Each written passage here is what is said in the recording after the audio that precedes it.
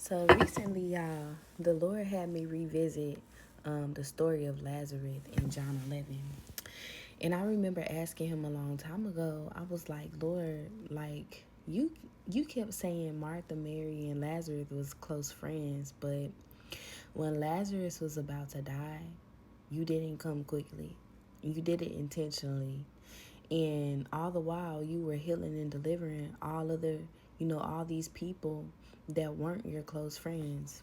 But you let Lazarus die. Not only did you let him die, but he sat in that grave for 4 days. And then you came. Then you showed up. And I used to ask the Lord, why would you do that? And recently when I read John 11, I got the revelation. And it was so good, especially for this season. A lot of us don't understand that to be a friend of God, we go through a lot of suffering that correlates or parallels with what the Savior went through, because the Lord loves for us to be signs in the earth.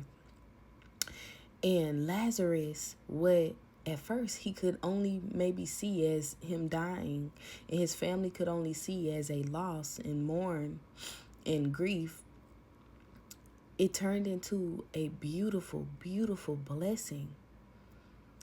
Lazarus was not only dead 3 days, but he was dead 4 days. So when Jesus went to the grave and raised Lazarus from the dead, everybody around saw Lazarus rise up from the dead after 4 days. His body was smelling. He was obviously starting to decompose. He got up and he began to eat at the table, and people saw that.